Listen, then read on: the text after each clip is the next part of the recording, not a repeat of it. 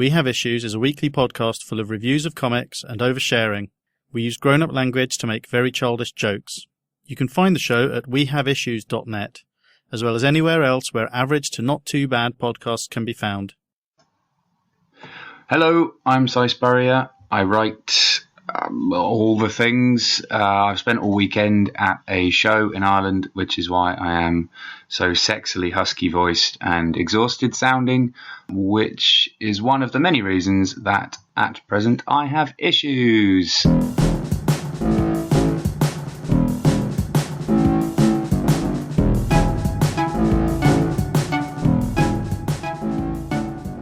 So, hello, I've got some prompt questions here, and I've also been asked to try and be as brief as possible, which, if you've ever met me, you will know is a lot harder than it sounds. I tend to panic and not know what to say, and so instead I just say everything. So, let's crack on. The first comic I can remember, which specifically made me realise that I was in love with comics, slightly roundabout sort of way. Actually, it was because I was a disgustingly arrogant teenager and was very in love with myself instead. I read, weirdly enough, Judge Dredd versus Batman was probably the first comic I read, which I was kind of aware of as being a comic. I know that sounds stupid, but I know a lot of people have had similar experiences. We all had comics in our very early youths, which we never really stopped to think about as a medium or as something that people had to sit down and make. And the first time I kind of realized that this was a thing, this was a viable way of telling stories, and this was something which was being made by people, by an artist and a writer, was indeed Judgment on Gotham, of all things, which is fine. You know, it's not the best comic in the world, but it is very, very visually exciting. Simon Bisley book. And it, like I said, I mean, I was a dreadful, self-absorbed 16-year-old who was dabbling with writing prose, convinced that I could do everything better than anybody ever. And I read this comic and I thought, hey, here's a thing I can do. And I reckon I'd be pretty good at this.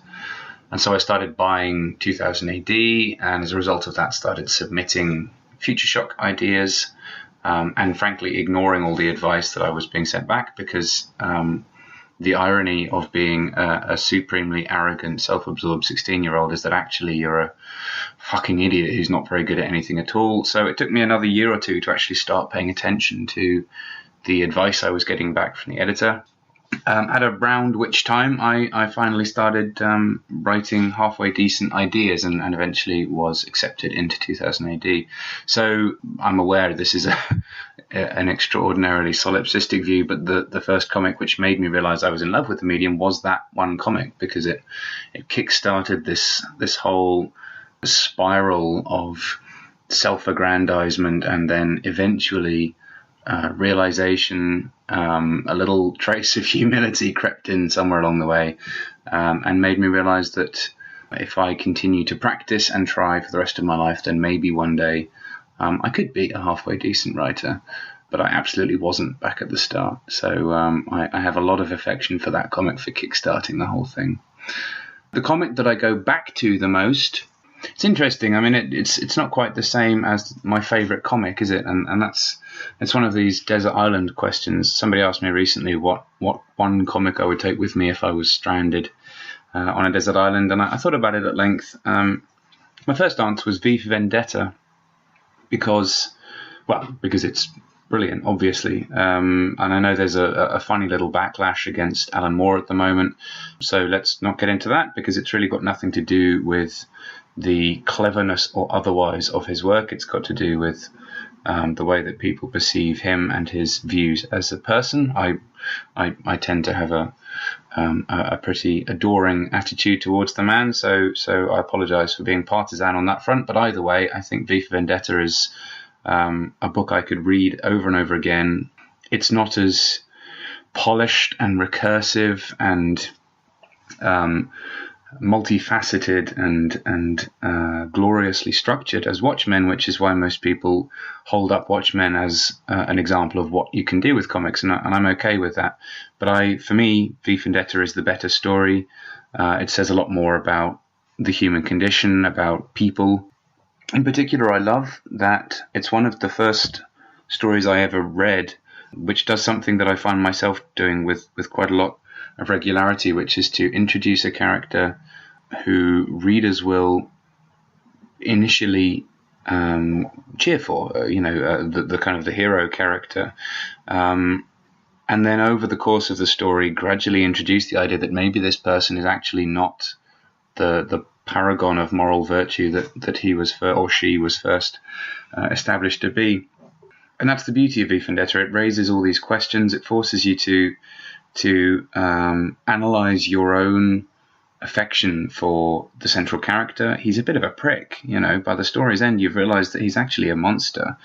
And then the question which is left at the end is, do we need these monsters to go a little bit too far in order to readjust the normality, in order to adjust the standard metric for moral righteousness? Do we have to occasionally have these fiends who do the wrong thing in the right direction just to reestablish the standard?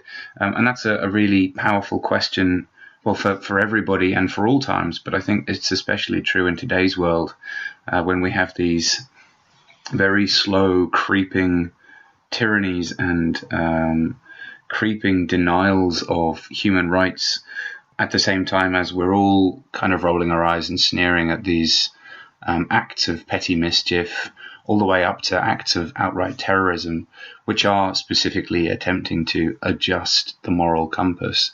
So, I make no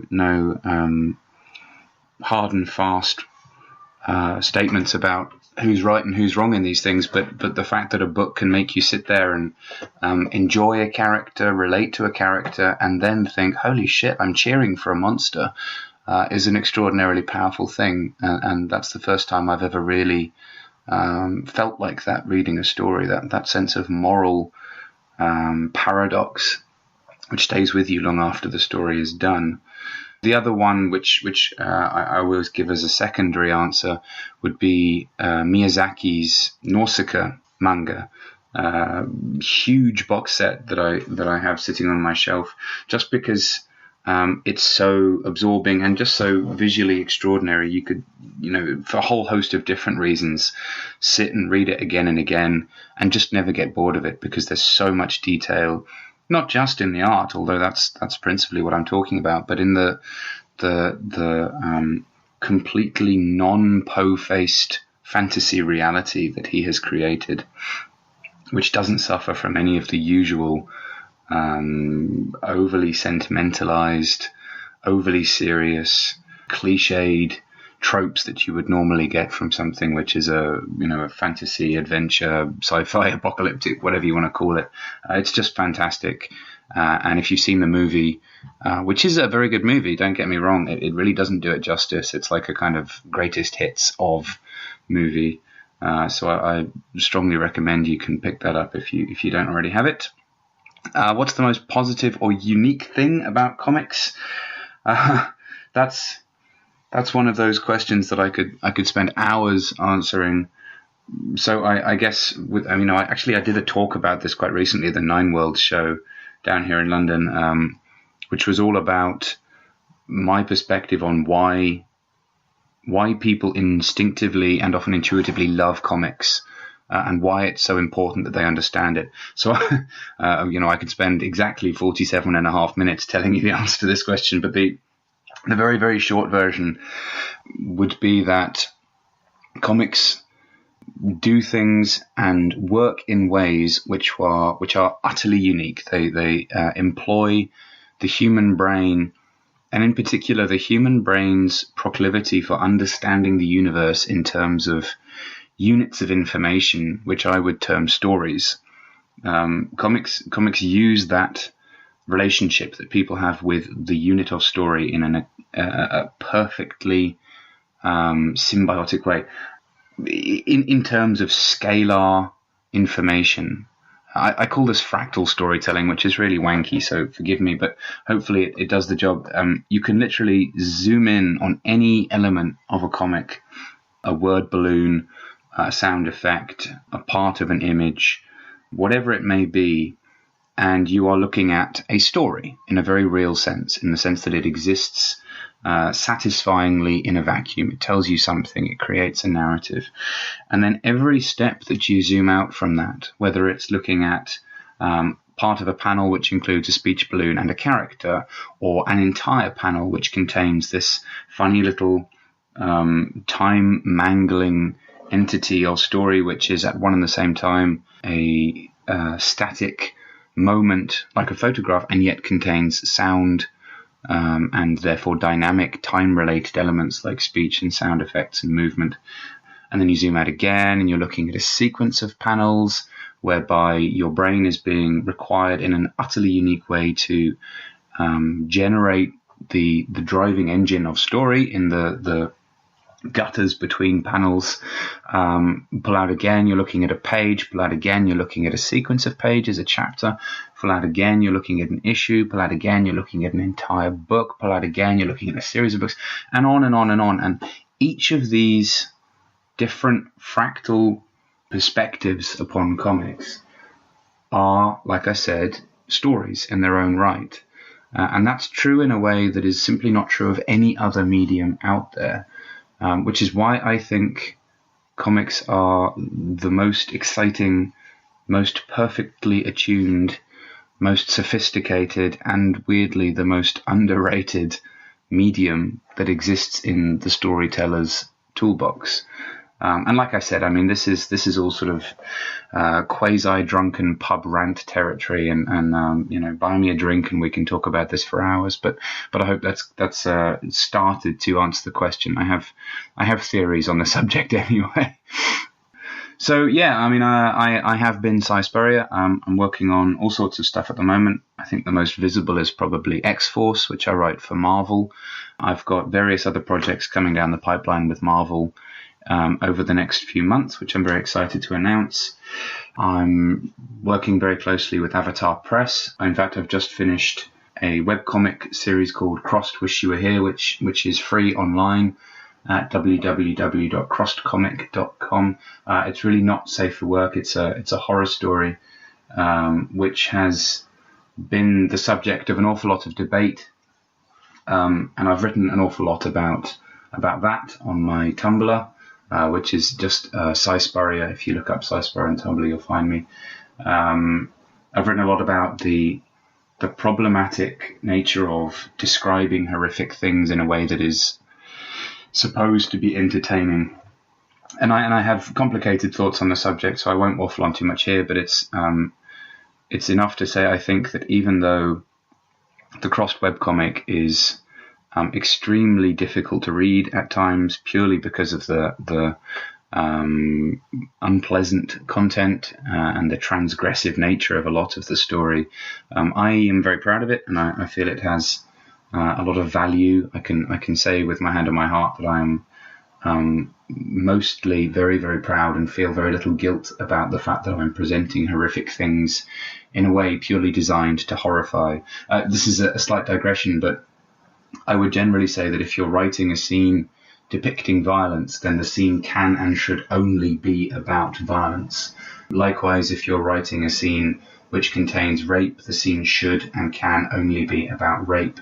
And if you find yourself using either of those elements for anything other than horrifying your readers with the knowledge that these things are purely horrifying and should be the cause of horror, then you're kind of missing the point, and using violence in general, but rape in particular, as a plot point or a way of simply making your bad guys look like bad guys is kind of disgusting, in my opinion. So anyway, I'm waffling now, but you should check out the webcomic or buy the books. It's all been printed.